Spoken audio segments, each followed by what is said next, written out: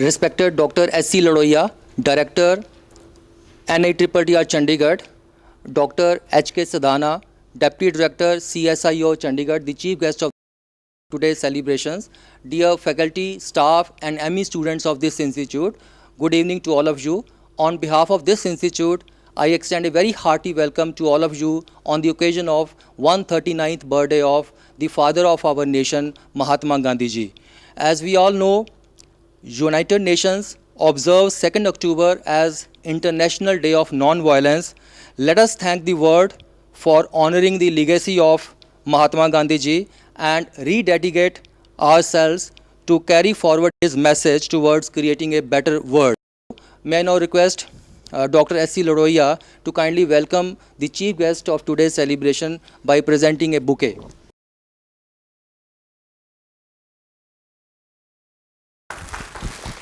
Thank you. Thank you. Thank you, sir. May I now request Dr.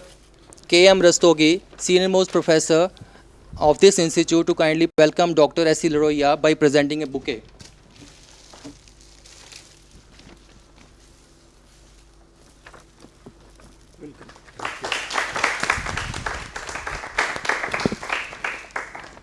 Thank you, sir. Dear friends, the religion of non-violence is not meant merely for the rishis and saints, it is meant for the common people as well. The rishis who discovered the law of non-violence in the midst of violence were greater geniuses than the Newton. They were themselves known the use of arms. They realized their uselessness and taught a very word that its salvation lay not through violence but through non-violence. So non-violence is a power which can be wielded equally by all, children, young men and women, or grown-up people, provided they have a living faith in the God of love and have therefore equal love for all mankind. Let us pay our homage to the Father of Nation on his 139th birthday on the occasion of International Non-Violence Day. So in this regard, may I now request Dr. S.C. Ladoia, the director of this institute, to kindly administer the pledge to rededicate ourselves to the Gandhiji's eternal message. Sir, please. Thank you, Dr. Sunil Dutt. Before I administer the oath, I want to inform you that this is the centenary year of Mahatma Gandhi's Satyagraha movement in South Africa.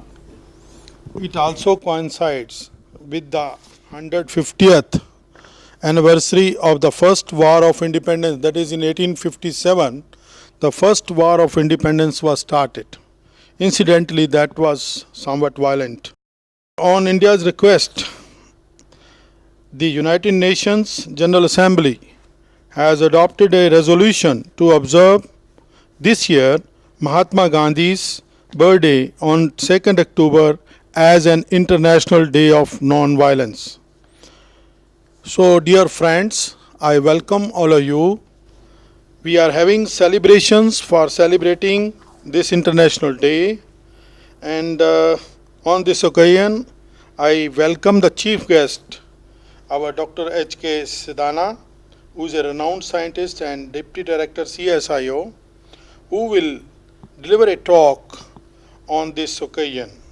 Before that, I want to welcome my faculty, my students, PhD scholars, and also the Indian Institute of Science, Education and Research students. Especially, they have been invited to grace this occasion.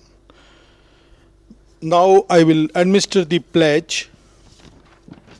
मेरे सपनों का भारत, मेरे सपनों का भारत, मैं ऐसे भारत के लिए कोशिश करूंगा जिसमें गरीब लोग भी ये महसूस करेंगे कि वे उनका देश है, जिसके निर्माण में उनकी आवाज का महत्व है। मैं ऐसे भारत के लिए कोशिश करूंगा जिसमें उच्च जिसमें उच्च और निम्न वर्गों का भेद नहीं होगा, और निम्न वर्गों का भेद नहीं होगा, और जिसमें विविध और जिसमें विविध संप्रदायों में संप्रदायों में पूरा मेल जोल होगा। पूरा मेल जोल होगा। ऐसे भारत में ऐसे भारत में अस्पृश्यता अस्पृश्यता जहाँ शराब या शराब और दूसरी नशीली और दूसरी नशीली चीजों के अभिशाप के लिए कोई स्थान नहीं हो सकता, कोई स्थान नहीं हो सकता। उसमें स्त्रियों को वही अधिकार होंगे जो पुरुषों को होंगे। शेष सारी दुनिया के साथ हमारा संबंध शांति का होगा। ये है मेरे सपनों का Bharat. Mohandas Karamchand Gandhi. I request Dr. H.K. Sardana to deliver his talk. Good evening. On this occasion of Mahatma Gandhi's birthday, nothing best could be talked about except learning from Mahatma Gandhi. That's the topic I have chosen to speak on. The day today is 138th birth anniversary of Mahatma Gandhi, that is, we have completed 138 years. It also coincides with 102nd birth anniversary of Lal Bahadur Shastri, another great leader of the nation. The day is also declared as International Day of Peace and Non-Violence by UN in June 2007, and we are celebrating this day today. Mahatma Gandhi is also known as Global Mahatma. Sadly, he did not get Nobel Prize. Also known as Global Visionary, symbol of peace and compassion, Gandhi, the apostle of non-violence. Considering the Mahatma Gandhi's quotes, very few of them here, to know best of all from his experiences, you live as you were to die tomorrow, learn as if you were to live. There is a limit to violent action and it can fail, or on the other hand, non-violence has no limits and it never fails. And it has proven in Indian struggle that it has not failed. Means are more important than the end. As we will see in his experiences on truth, means were more important than the end.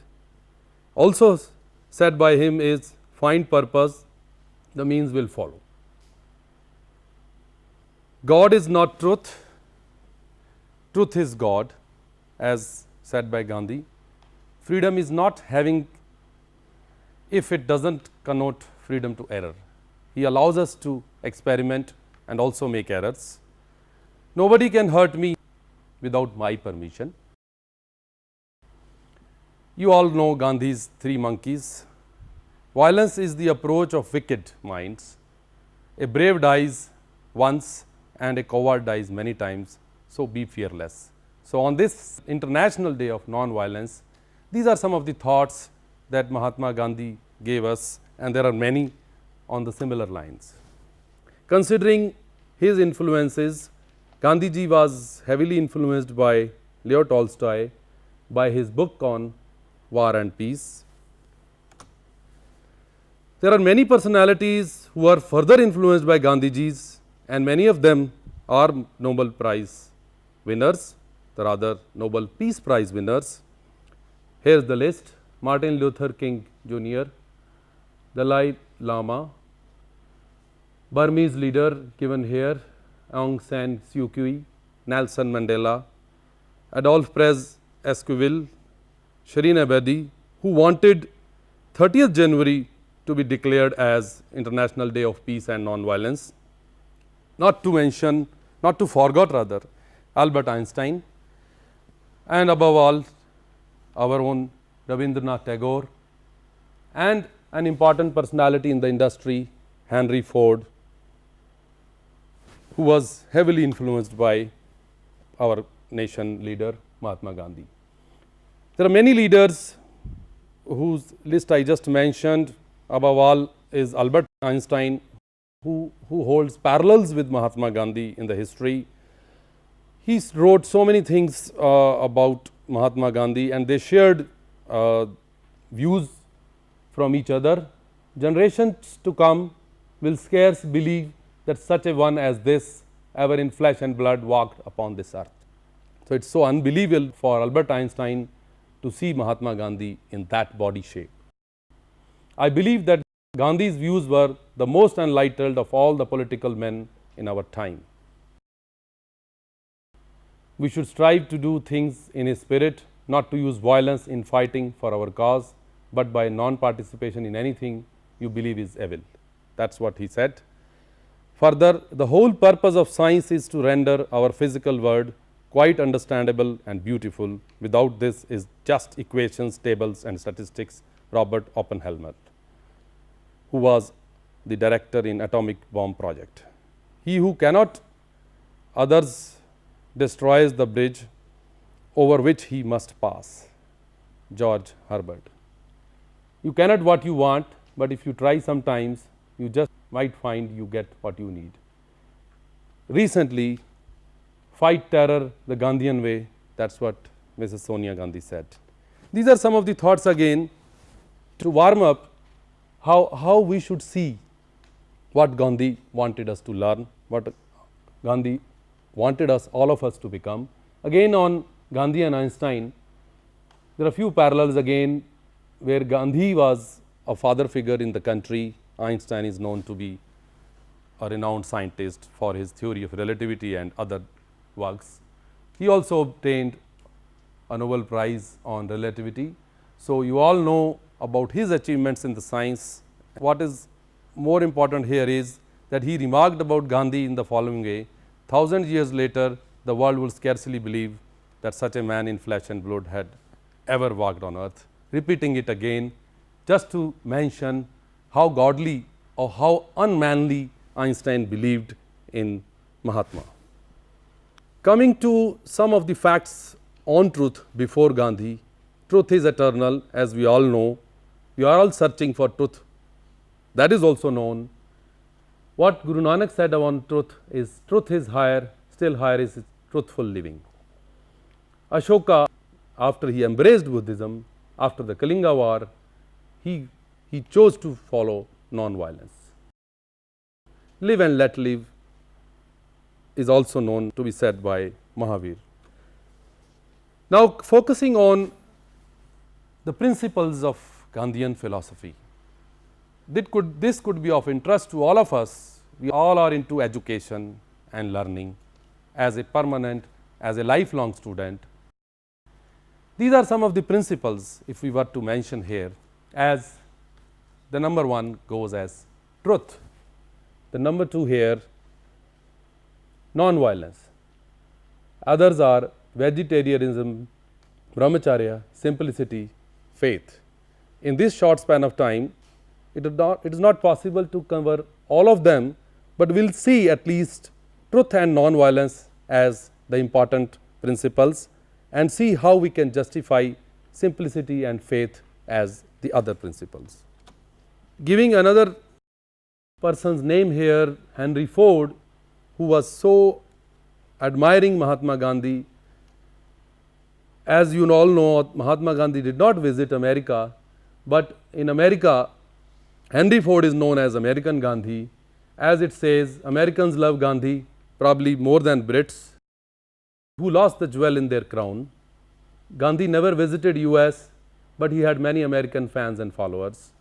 One of the more usual admirers was Henry Ford, who was as ardent as champion of the machine age as was Gandhi in the country. Their exchanges were so many in the form of letters and views. Ford was an anti-war pacifist who kept abreast of Gandhi's civil disobedience movement, and finally wrote him a fan mail saying how much he admired his life and message. Gandhi, who had also heard of Ford, was delighted with such a warm personal letter, and in return sent him an autographed charkha through a journalist. During the darkest days of Second World War, Ford, who was struck by his charkha, mechanical simple device, as you can see here, was charkha, and the high moral purpose behind it. That is how he was influenced. He would often spin it as the symbol of economic independence that Gandhi had sent. Gandhi was driven around in a variety of American automobiles during the freedom struggle, including Fords and others. After his assassination, as you all may know, his ashes were carried to Ganga in a Ford truck. Today's India is even more in thrall of Ford and his automobile culture. The American affair with Gandhi became stronger later. Gandhi's centers and peace studies courses are across the country in US. American cities are still erecting Gandhi statues, while in India we are a bit saturated with them.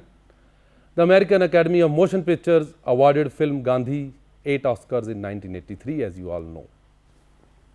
Considering the need for non-violence, the reason behind it, the motivation for all that celebrations on International Day of Non-Violence, we have to see, we cannot forget the terror in the world as a whole and how we can overcome it as an individual by learning from Mahatma Gandhi. You all know 9/11/1906 when Satyagraha movement was made. Still after so many years, in 2001 we had witnessed an attack that is all known in the world by the terrorists. Iran-Iraq war, we cannot forget, war on Afghanistan, Iraq, and the leaders behind them and other terrorists, and in the whole world as Bin Laden still alive and continues to threaten the world. So, our fight to terrorism is on, and what are the means, what are the ways of solving it? The only way to fight terrorism is to understand the deeper implications of Gandhi's thoughts and adopt a philosophy far superior to revenge and punishment. Now, considering something that is more important to us from the principles, a conflict between truth and non-violence. Are we in a conflict? Let us know the conflict. Let us see, can we resolve what he taught us by way of non-violence? What is the relation between truth and non-violence? That is the focus of today's talk. Mark Jorgensen wrote in his book, and some of the views are as follows: Gandhi's method was to seek, not avoid conflict in order to learn. In our process of education and learning, we must not forget this, and let us not be carried away that there is a difference between theory and practice here. If you follow the principle of non-violence as narrated by Mahatma ji, you will find there is hardly any conflict, and if it is, we can resolve it. So, Gandhi's actions did not contradict this idea of having independent views.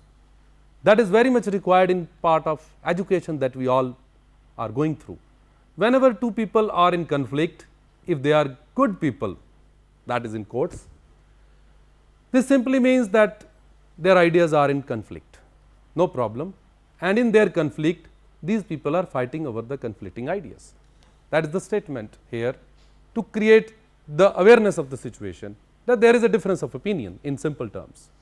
Further, Gandhi's feelings seem to be that wherever good people are in conflict like this over ideas, there exists as yet undiscovered idea which resolves the conflict. So, the two conflicting ideas will produce another idea, there is no problem. If in the course of a conflict like this you ever hurt your opponent, then by hurting your opponent you lose all potential to teach the person any new idea you would find to resolve the conflict. So, it is very healthy to have a conflict like that. You also lose all potential to learn from the other person, that is another loss. So, Gandhiji advocated the use of dialogue to advance learning. In debate, as in other forms of competition, which also comes very healthy or unhealthy in education, we seek to hurt our opponent by causing him to lose the competition, and thereby often lose the opportunity to teach him or to learn from him. Gandhi and Socrates both used conflict in a cooperative manner to teach. Neither was in competition with the student. So, students, teachers, colleagues, debates, there are no conflicts. There are only new lessons to learn from the conflict. This might be part of the difficulty people have the term conflict. Conflict does not necessarily lead to violence. That is the positive part here. Conflict can be something as simple as a difference of viewpoints, as I mentioned earlier, differing opinions. Why the connection between conflict and violence then? Let us see further. Can you have truth without non-violence? A very big question here. We all are searching for truth in our education process. So, how do we obtain it? How do we attain it without non-violence? As I mentioned, there are no conflicts in difference of opinions. So, truth and non-violence are generally considered to be the two ingredients of Gandhian thoughts, as we know now. It is possible to pursue one without the other.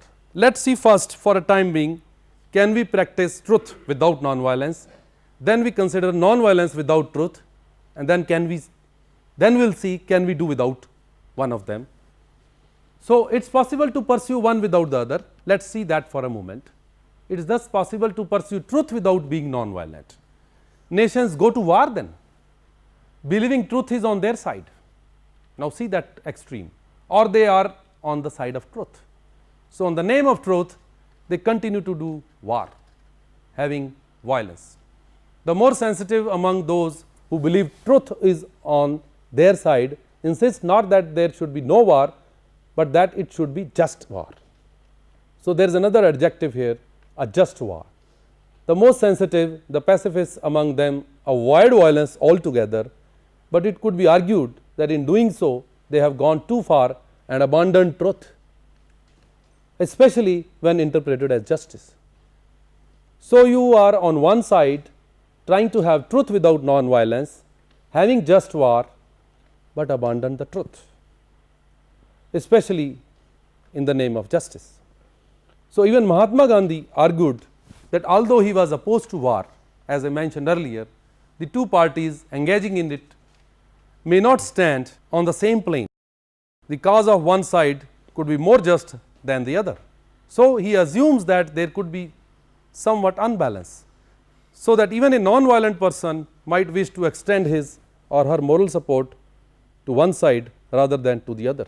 That is some view on truth without non-violence. Let us take the other view now. Can we have non-violence without truth? Yes, many times, very commonly. As it is possible to have truth without non-violence, it is also possible to pursue non-violence without pursuing truth. Do you want that way? In fact, it could be proposed that such a distinction between the two run the risk of cowardice being mistaken for or taken as non-violence. The point becomes clear in a simple way when the word truth to denote the right thing to do in a morally charged situation. That is, if you can have a situation to know what is right, as Confucius said, and not to do is cowardice. So, you know the truth, you have chosen the path of non-violence. So, you do not want to act on it. So, you are a cowardice. That is the name he gives when you follow non-violence without truth. It is just possible to pursue both truth without regard to non-violence and non-violence without regard to truth. As we have seen that one without the other tends to make the exercise of the pursuit of each on its own potentially reckless. So, the pursuit of truth on its own makes us self-righteous and even capable of killing in its name. Truth runs the risk of turning into absolutism. So, that is the situation. Similarly, when you have non-violence pursued on its own, uncoupled with the truth, could simply be used as a cover to countenance passivity. So, it could be non-violence is taken as passive approach. So, let us see the further relation between the two. if the two truth and ahimsa are to be pursued simultaneously, let us see what happens. The natural question arises, what is the relationship between the two? Truth is a matter of experience, it is what the voice within us tells us. So, it is a voice within. Speaking truth is not sufficient, one should be truthful in word, thought and deed. Truth is the basis of morality. So, it is perhaps clear by now that without ahimsa it is not possible to seek and find truth. So, again a bit of conflict here, that we cannot find one from the other. Ahimsa and truth are so intertwined that it is practically impossible to disentangle and separate them. So, it appears in just like cause and effect in our science parlance, we seem to find them very closely related. They are like two sides of a coin, as he goes on to say, rather than taking it one side or the other. So, who can say which is the obverse and which is the reverse? Nevertheless, ahimsa is the means. So, to sort it out, he concludes by saying ahimsa as the means, and what is the end? Truth is the end. Means to be means or later, when once we have grasped this point, final victory is beyond question. So, thus for Mahatma, non-violence is the means, and truth, now he adds the word, the super word or God, is the end. On his experiments with truth, further as father of the nation,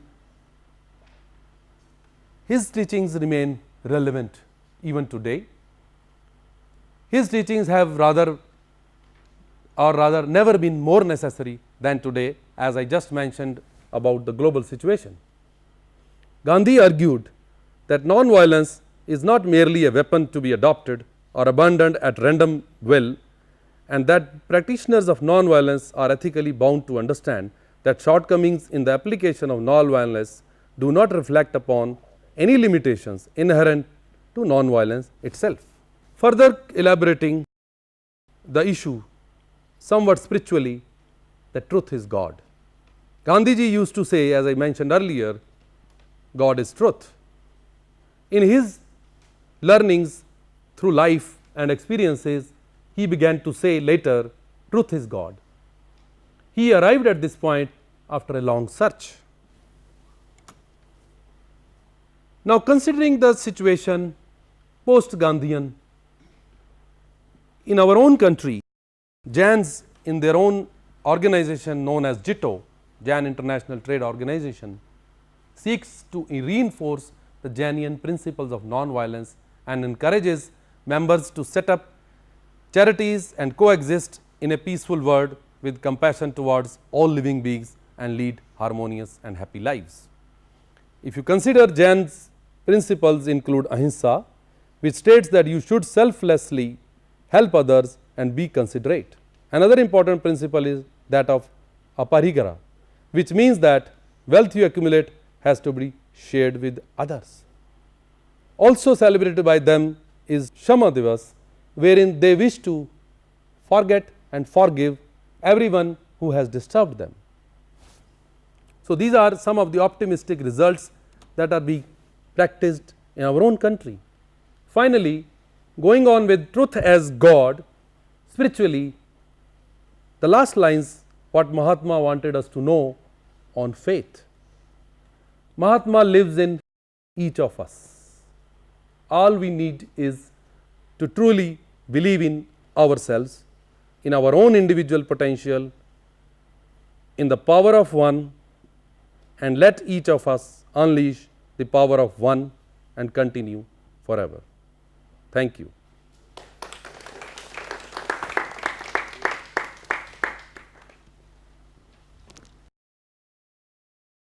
Thank you, Dr. H.K. Sidana, for gracing the occasion as well as for delivering a wonderful talk on learning from Mahatma Gandhi ji. We thank you very much, sir. May I now request Dr. S.C. Lodoya, Director of this institute, to kindly present a memento as a token of respect.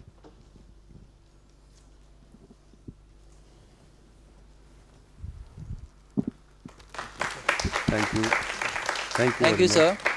I also extend my wholehearted gratitude to Dr. S.C. Ladoya, director of this institute, for his academic leadership, autonomy, and support, which is always available to all of us. We thank you, sir, very much. And I'm also thankful to Dr. S.S. Patnaik, professor and head ETV Center, as well as his team for giving a live coverage to this show. My thanks are also due to all the faculty, staff, and ME students, as well as students of Indian Institute of Science, Education and Research for attending this live show, as well as for participating in other activities organized on the International Day of Non-Violence. Thank you, Dr. Sunil Dutt. Let me once again thank Dr. Sadana, as well as my all the fellow colleagues and students for gracing this occasion. In the end, I'll say this is still true, a song which has been composed by one of good composer, very popular composer, जिसमें वो मैं हिंदी में आपको थोड़ा सा एक टप्पा बताऊंगा। दे दी हमें आज़ादी बिना घटक बिना ढाल, ओ साबरमती के संत तूने कर दिया कमाल।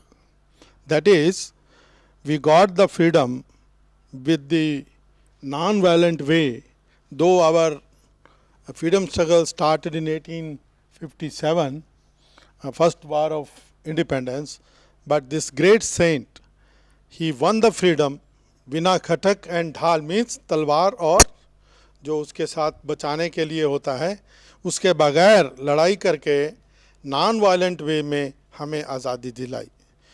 तो हम इस दिन अपने महात्मा को याद करते हुए इस फंक्शन को यहीं पे समाप्त करते हैं। धन्यवाद।